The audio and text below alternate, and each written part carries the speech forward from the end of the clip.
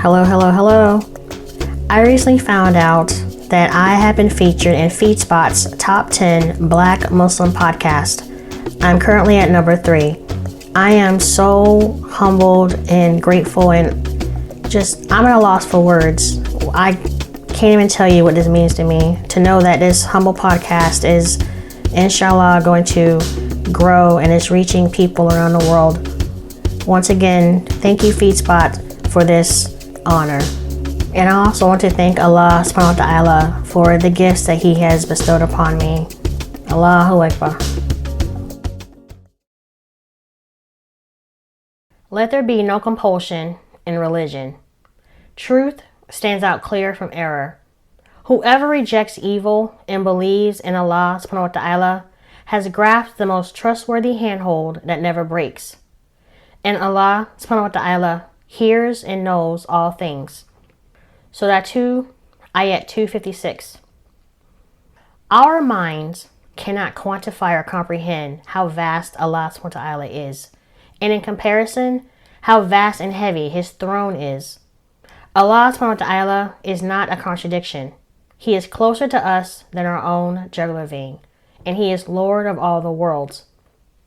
In relation to His throne, your guardian Lord is Allah subhanahu wa ta'ala, who created the heavens and the earth in 6 days, and is firmly established on a throne of authority. He draws the night as a veil over the day, each seeking the other in rapid succession. He created the sun, the moon, and the stars, all governed by laws under His command. Is it not His to create and govern? Blessed be Allah subhanahu wa ta'ala, the cherisher and sustainer of the worlds. The Quran was sent as a guide and a mercy to mankind, to remind people to stop the worship of idols, to stop committing sin that run counter to His word, and turn back towards the worship of the one true God. And so the messages are repeated in the Quran again and again, because mankind is quick to forget. Verily, your Lord is Allah subhanahu wa ta'ala, who created the heavens and the earth in 6 days, and is firmly established on a throne of authority, regulating and governing all things. No intercessor can plead with Him, except after His leave has been obtained. This is Allah subhanahu wa ta'ala, your Lord, therefore serve Him. Will you not receive admonition? Surah 10, Ayah 3. Allah subhanahu wa ta'ala is reminding us of His majesty and authority. We humans think too highly of ourselves and are ungrateful, but when faced with adversity, are quick to invoke His name. Some of us want to curse God and complain why we are facing troubles and hardships. But have we been in the practice of honoring and worshiping Him while going through our troubles? Or are we part-time worshipers, only acknowledging Him in good times? Prophet Muhammad, may the peace and blessings of Allah be upon him, said, "Know Allah in prosperity, and He will know you in adversity." We are living in a time of increasing self-importance, greed, violence, growing numbers of individuals now boasting about atheism. And those of us who are believers are made to feel crazy, ignorant, and stuck in time.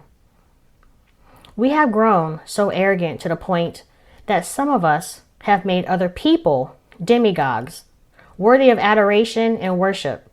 And these people are billionaires who exploit on the needs of others.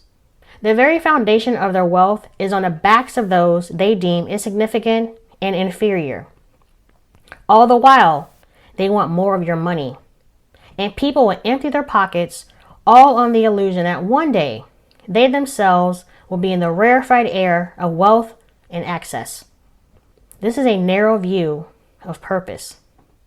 Have you ever pondered about the relevance as a human species? In contrast to the universe, we are nothing. I challenge those of us who are conscious to look at a picture of the earth taken from space, and you will notice the peaceful serenity that overcomes your emotions. Hopefully. One thing you will not see, unless you zoom in real tight, are borders. Man-made borders that we have imposed upon ourselves. Extend outward and realize how insignificant we are in the vastness of the cosmos. There's a video outlining the known mapped universe on YouTube from the American Museum of Natural History. It starts with Earth in the Himalayas and zooms out. As it moves outward, you can barely see Earth anymore.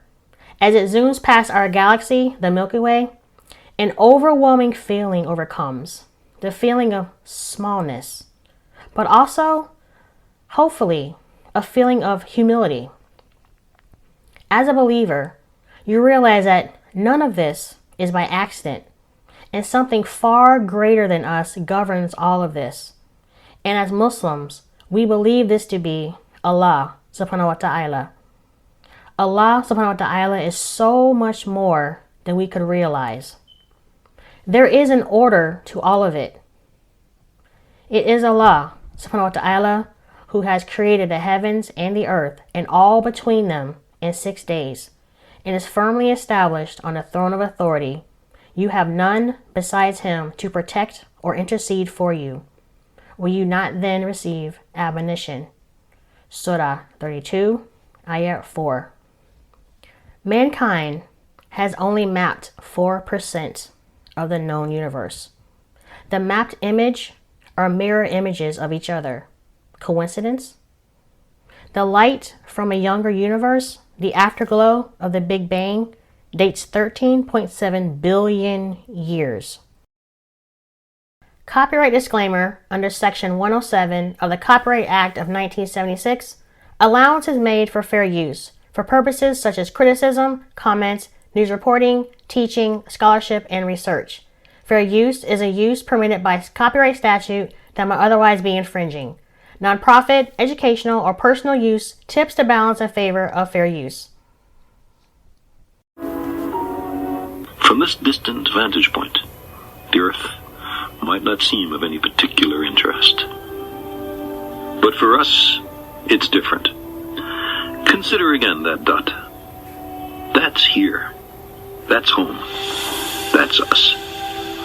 On it, everyone you love, everyone you know, everyone you ever heard of, every human being who ever was, lived out their lives.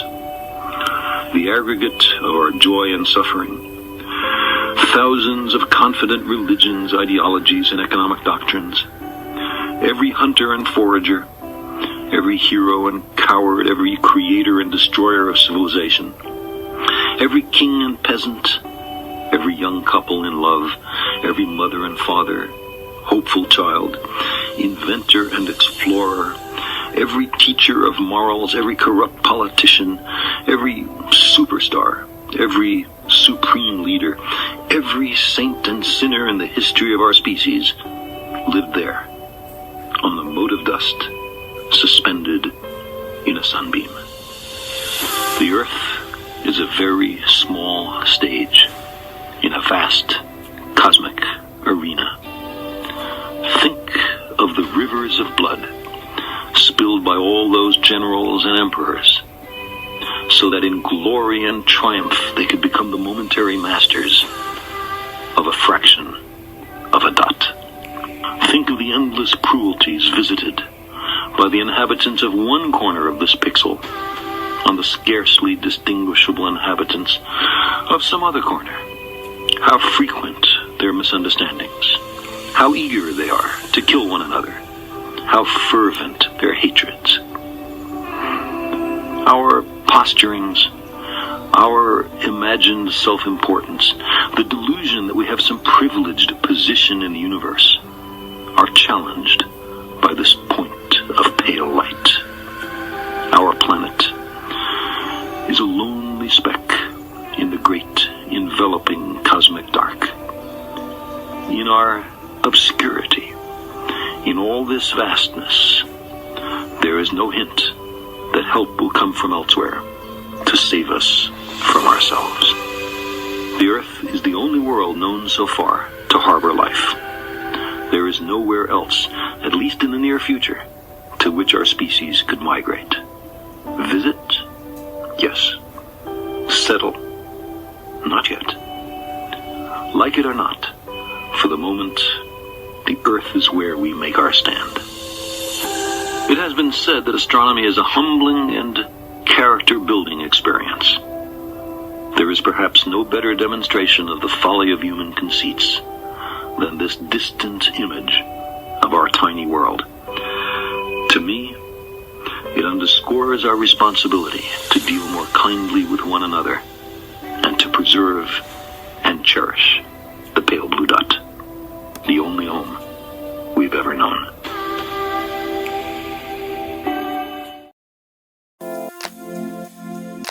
Hello, hello, hello. How are you? I hope you are enjoying yourself so far. I have a favor to ask you. If you can, real quick, hit the follow button wherever you're getting this podcast so you'll be notified when I drop a new episode. Also, like, comment, and share because sharing is caring. Thank you. I included Carl Sagan's perspective as an overview of why Earth is so special and our relation to it and to each other on this pale blue dot. The assignment for us was to preserve and protect and nourish this planet. That responsibility fell to mankind. I don't know if Sagan was religious or not, but his assertion that there is no outside help that can save us from ourselves, he is partly right.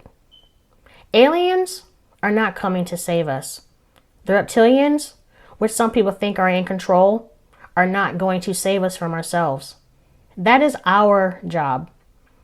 From a religious perspective, we have to save ourselves with the guidance that comes from our Creator. He gives us warning and signs all the time. He sent us prophets and messengers as heralds to warn us of a coming day. Yes, we are human and we will forget, which is why we need reminding. Surah 57, Ayah 20. Know you all that the life of this world is but play and amusement, pomp and mutual boasting, and multiplying and rivalry among yourselves, riches, and children. Here is a similitude. How rain and the growth which it brings forth delight the hearts of the tillers. Soon it withers, you will see it grow yellow. Then it becomes dry and crumbles away. But in the hereafter is a penalty, severe for the devotees of wrong, and forgiveness from Allah subhanahu wa ta'ala and His good pleasure for the devotees of Allah subhanahu wa ta'ala. And what is the life of this world but goods and chattels of deception? Life in this earth is brief and transitory. We were not meant to stay here. We will all return to our Maker, our Creator. Earth is our dwelling place only for a time. So, let me remind you as I remind myself, what are you doing with the time that the owner and possessor of time, Allah subhanahu wa ta'ala, has granted you? He knows what enters within the earth and what comes forth out of it, what comes down from heaven and what mounts up to it. And He is with you whensoever you may be. And Allah subhanahu wa ta'ala sees well all that ye do. Surah 57, Ayah 4. Sadaqa Allahu Azim. Surely Allah speaks the truth.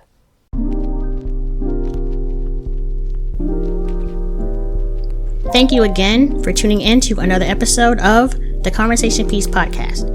I am your humble host, Akila, requesting that you join me again. So, until then, be safe, love and value yourself so that you can love and value others.